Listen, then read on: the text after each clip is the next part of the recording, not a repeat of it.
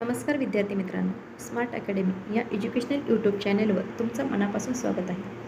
आज आपण बघणार आहोत मराठीचे 12 प्रश्न. महत्त्वाचे PYQ आहेत. 2023मध्ये जो पेपर झाला त्याला सेट एमधले व्याकरणावर जेवढे प्रश्न आले होते तेवढे आपण सर्व येथे घेऊन आलेलो आहोत. त्यामुळे काय करायचं, व्हिडिओ शेवटपर्यंत बघायचा म्हणजे तुम्हाला समजेल कोणत्या कसे व्याकरणावर प्रश्न विचारले जातात.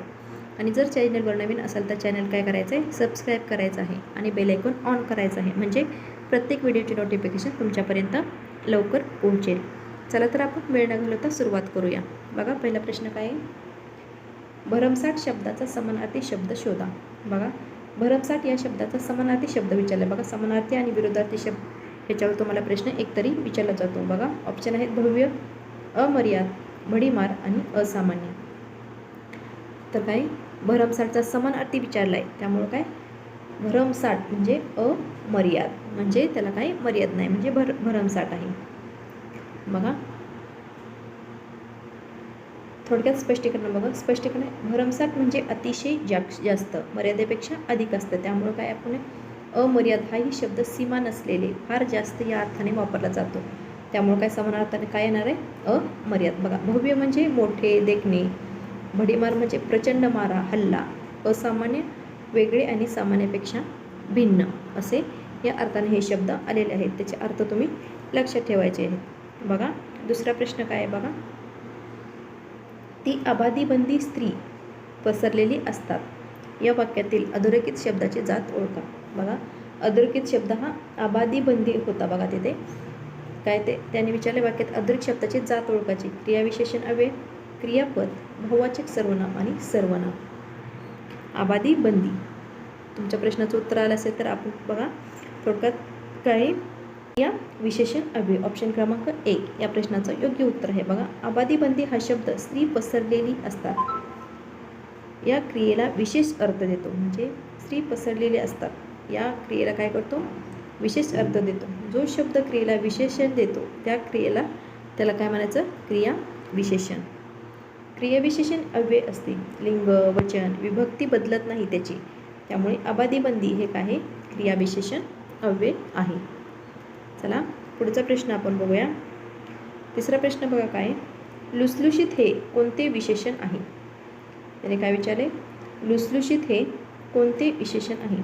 अनिश्चित सर्वनामिक विशेषण, गुणवाचक विशेषण, गुणविशेषण आणि क्रमवाचक विशेषण. तर ह्या प्रश्नाचं योग्य उत्तर आहे ऑप्शन क्रमांक 2 गुणवाचक विशेषण. बघा लुसलुशीत हा शब्द वस्तूचा गुण आणि स्वभाव दर्शवतो. काय दर्शवतो, लुसलुशीत शब्द काय गुण आणि स्वभाव दर्शवतो. ज्या विशेषणामुळे नामाचा गुण, अवस्था, स्वभाव कळतो त्याला गुणवाचक विशेषण म्हणतात. बघा तुमच्या बरेच कन्सेप्ट इथून क्लिअर होणार आहेत. त्यामुळे काय करायचं, व्हिडिओ शेवटपर्यंत बघायचं आहे सर्वांनी. ज्या विशेषणामुळे नामाचा गुण, अवस्था, स्वभाव कळतो त्याला गुणवाचक विशेषण म्हणतात. उदाहरणार्थ बघा मऊ, गोड, सुंदर, लुसलुशीत हे कशामध्ये येतात, तर गुणवाचक विशेषणामध्ये येतात. व्हिडिओ आवडत असेल तर काय करायचं आहे, लाईक करायचे. बघा सर्वांनी काय करायचं आहे, लाईक करायचं आहे. आणि चौथा प्रश्न बघा, काकडी परी अंक कोवळं यातील परी हा परी शब्द आहे. जो परी हे कोणते अव्यय आहे विचारले. बघा न्यूनत्वबोधक उभयान्य अव्यय, उद्देशबोधक उभयान्य अव्यय, परिणामबोधक उभयान्य अव्यय आणि विकल्पबोधक उभयान्वी अव्यय. तर काय या प्रश्नाचं उत्तर, विकल्पबोधक उभयान्वी अव्यय. बघा थोडक्यात याबद्दल आपण माहिती बघूया.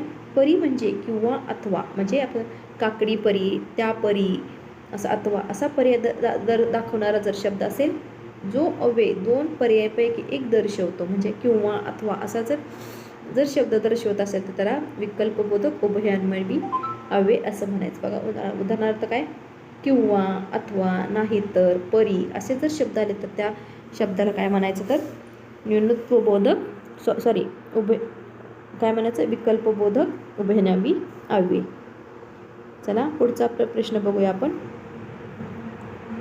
5वा प्रश्न बघा काय, दया या शब्दाचा समानार्थी शब्द शोधा. दयाला काय समानार्थी बघा, भाषा 1 आणि 2 अशा ए सेटमधले आपण प्रश्न आणलेले आहेत आणि 2-4 प्रश्न त्याच्याशी रिलेटेड आपण शेवटी घेणार आहोत. दया ह्या शब्दाचा समानार्थी शब्द कोणता आहे, सेविका, परिकारिका आणि उपकारिका आणि सदिका. तर ह्या काही दया ह्याला समानार्थाचा शब्द होता उपकारिका. बघा कसा आहे बघा, त्याचा अर्थ आपण बघूया. दया म्हणजे करुणा, कृपा, उपकार करण्याची भावना. उपकारिका या शब्दाचा अर्थही दया, कृपा करणारी असा होतो. इतर पर्याय दयेच्या अर्थाशी जुळत नाहीत, म्हणून त्याला काय म्हणायचं, त्या समानार्थाचा शब्द कुठला आला तर उपकारिका. बघा समानार्थी शब्द तुम्ही वाचून जायचे दररोज एकदा तरी 2 मिनिटं दिली तर डोळ्या खालनं गेलं तरी आपल्याला तेवढ्यात थोडक्यात समजतं. चिमणीसारखे तोंड होणे म्हणजे काय. बघा चिमणीसारखे तोंड, वाक्यप्रचारावर सुद्धा तुम्हाला विचारले, वाक्यप्रचार सुद्धा वाचायचे आहेत. बघा सुरकुत्या पडणे, चेहरा सुरूपणे, अपमानित होणे आणि दुःखी होणे. चिमणीसारखं तोंड होतं म्हणजे काय होतं तर अपमानित होणे. बघा ह्या प्रश्नाचं उत्तर आहे अपमानित होणे. बघा चिमणीसारखे तोंड होणे हा एक वाक्यप्रचार आहे. याचा अर्थ लाजणे, अपमान होणे, चेहरा पडणे असा होतो. त्यामुळे योग्य अर्थ अपमानित होणे हाच आहे. बघा अपमानित होणे म्हणजेच काय होतं तर चेहरा चिमणीसारखे तोंड होणे. त्याचाच अर्थ काय आहे तर अपमानित होणे. ऑप्शन क्रमांक 3 ह्या प्रश्नाचं योग्य उत्तर आहे. बघा चला पुढचा प्रश्न 7वा प्रश्न बघूया आपण. जगातली मोठी शहरे नदीकाठी वसलेली आहेत. जगातली मोठी शहरे या वाक्यातील अधोरेखित शब्द म्हणजे अधोरेखित शब्द कुठला दिलेला होता मोठी. मोठीला काय केलेलं होतं अधोरेखित. तर त्याने काय विचारले अधोरेखित शब्द कुठला आहे विचारले. बघा अधोरेखित शब्दाची प्रकार कुठला आहे बघा, समास, सकर्मक क्रियापद, विशेषण आणि बघा ऑप्शन इथं डबल झालेला आहे. तर या प्रश्नाचं उत्तर आहे काय आहे गुण सांगतो, त्यामुळे विशेषण आहे ह्याचं. ऑप्शन क्रमांक 3 आणि 4 आहे. असं हे तर चुकून झाले असेल बरं का. बघा मोठी हा शब्द शहरे या नामाचा काय सांगतो तर गुण आहे, त्याला काय म्हणायचं विशेषण. तुम्ही कुठलाही 3 किंवा 4 जरी तुम्ही दिले असेल तर तुमचं बरोबर आहे. जो शब्द नामाचा गुण, संख्या, आकार, अवस्था दर्शवतो त्याला विशेषण म्हणायचं. बघा काय म्हणायचं विशेषण. नामाबद्दल जर शब्द तो गुण सांगत असेल तर त्याला काय म्हणायचं विशेषण. चला आपण पुढचा प्रश्न बघूया. बघा 8वा प्रश्न काय, झाडे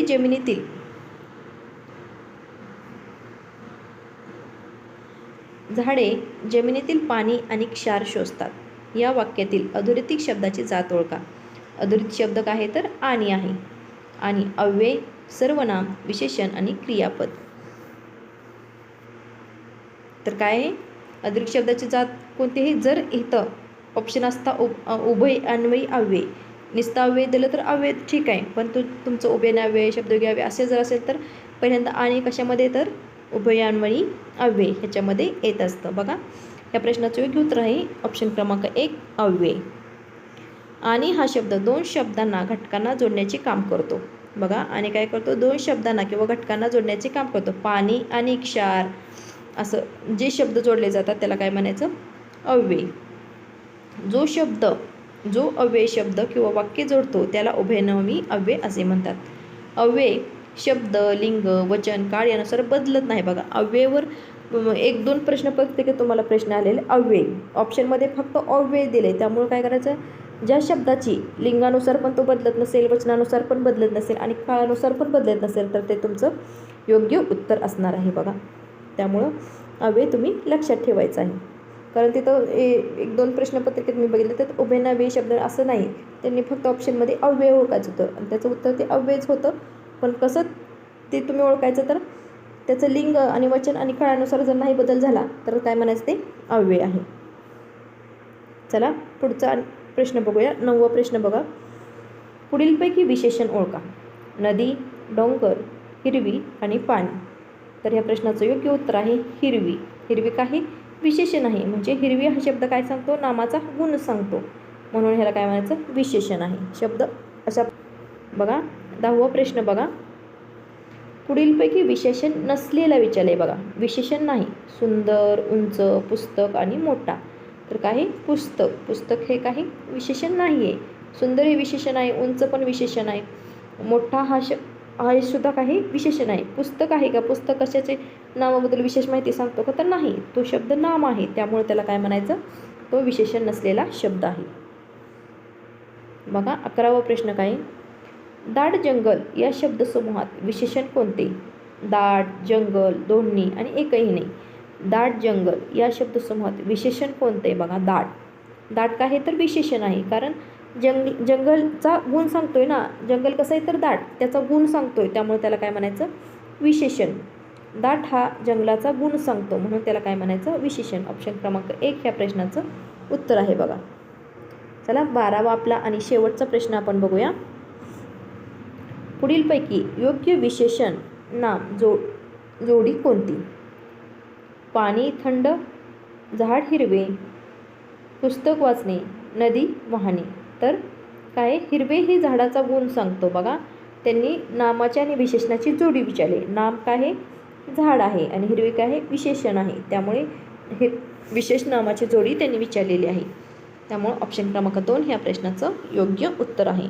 अशा पद्धतीने आज आपण 12 प्रश्न महत्त्वाचे म्हणजे 8 प्रश्न प्रश्नपत्रिकेतले होते आणि हे शेवटचे जे 4 प्रश्न होते ते त्याच्याशी रिलेटेड म्हणजे कशा पद्धतीचे प्रश्न विशेष नाम ह्याच्यावर प्रश्न येऊ शकतात ते मी घेऊन आलेले होते.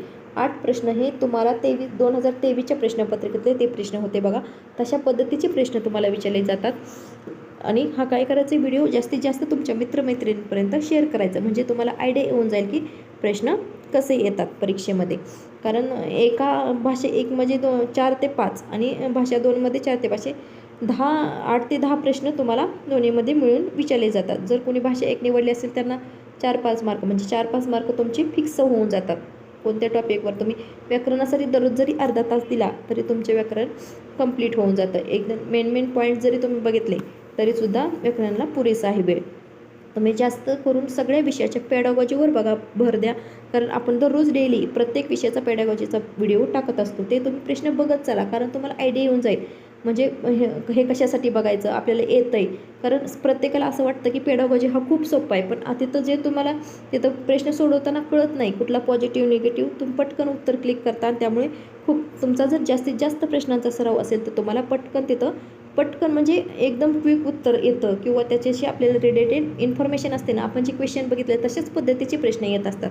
आपण PYQ आधारितच प्रश्न आणलेले असतात किंवा PYQचे जेवढे प्रश्नपत्रिका आहेत 2024पर्यंतच्या तेवढ्या प्रश्नपत्रिकेतले सर्व PYQ आपण घेतलेले आहेत. तुम्ही बघत नाही आणि नंतर परीक्षा झाल्यानंतर आमचा असं झालं, आमचा हे प्रश्न चुकला ते प्रश्न. कारण एक जरी प्रश्न तुमच्या 10 प्रश्न जरी तुमच्या डोळ्याखालून गेले तरी तुम्हाला त्यातून बरेच कन्सेप्ट क्लिअर होत असतात. त्यामुळे काय करायचं आहे व्हिडिओ बघायचे आहेत. पेडागॉजीवरच जास्त भर देत आहे आपण या चॅनलवर, कारण पेडागॉजी 90 प्रश्न हे तुमचे पेडागॉजीचेच असतात. तिथंच तुम्हाला पासिंग प्राईज जास्त असतं. थेरीचा जर जास्त तुम्ही अभ्यास करत बसला तर तुम्ही पेडागॉजीकडे दुर्लक्ष केलं तर तुमचा पासिंग होण्यासाठी खूप अवघड होणार आहे. त्यामुळे जास्त पेडागॉजीवर भर द्या आणि कारण पेडागॉजी तुम्हाला सोपी आहे. त्यापैकी आपल्याला वाटतं आता आपल्याला येते माझं बरोबर येतील, आता येतात माझे सगळे प्रश्न बरोबर, पण तिथं मला कशा पद्धतीने फिरवून प्रश्न विचारतील ते सांगता येत नाही. ॲप्लिकेशन लेवल प्रश्न असतात आणि सगळं सेमच उत्तरं वाटतात. त्यामुळे काय करायचं आपण जास्तीत जास्त प्रश्नांचा सराव करायचा आणि मॉक टेस्ट एक तरी दररोज द्या. आणि ज्यांना मॉक टेस्ट पाहिजेत किंवा 150 प्रश्नांचा संच पाहिजे त्यांनी काय करायचं कमेंट बॉक्समध्ये तसं लिहायचं आहे. मी तुम्हाला टेलिग्रामवर तसे प्रश्नसंच पाठवेल. कारण दररोज तुमची प्रॅक्टिस झाली, फ्रीमध्ये प्रॅक्टिस होत असेल तर काय प्रॉब्लेम आहे का सांगा बरं. फ्रीमध्ये तुम्हाला ते अवेलेबल करून देत आहे मी. त्यामुळे काय करायचं आहे चॅनल जर कुणी अजूनही चॅनल सबस्क्राईब केलं नसेल आणि लाईक केलं नसेल तर लाईक करून जाता काय करायचं सर्वांनी लाईक करून जायचं आहे. आणि हाईपचं बटन बघा खाली आहे, तिथं तुम्ही हाईप करायचं आहे. तुम्हाला केलं तुम्ही स्टडी तर तुम्ही नक्कीच पास होचाल. त्यामुळे काय करायचं आहे सर्वांनी दररोज टेस्ट सोडवायची, मॉक टेस्ट. प्रश्नांचा सराव जास्तीत जास्त करा. आता अभ्यासाच्या थेरीच्या जास्त पुस्तक वाचण्याच्या जास्त ह्याच्यात पडू नका. प्रश्नांचा सराव त्या थ्रू. आणि प्रश्न सोडवणे म्हणजे काय फक्त हे करायचं नाही की प्रश्नपत्रिका सोडवायच्यात, मॉक टेस्ट द्यायची आणि त्याच्यावर ॲनालिसिस करायचं. बघा तुमचा अभ्यास कसा एकदम परफेक्ट होऊन जातो आहे. कारण तुम्हाला जर एखादा प्रश्न चुकला आपल्याला कळाला त्याच्यावर ॲनालिसिस करा, तो शोधा, सर्च करा, तेव्हा तुम्हाला ते जास्त समजणार आहे. चला अशा पद्धतीने काय करायचं आहे सर्वांनी कमेंट बॉक्समध्ये सांगायचं आहे व्हिडिओ तुम्हाला कसा वाटला आणि पुढील व्हिडिओ कुठल्या विषयाचा पाहिजे आणि पेडागॉजीचा पाहिजे हे तुम्ही सांगायचं आहे. त्यावर आपण जास्तीत जास्त प्रश्नांचा सराव घेऊया तुमचा. चला अशा पद्धतीने आज आपण इथेच थांबूया. धन्यवाद.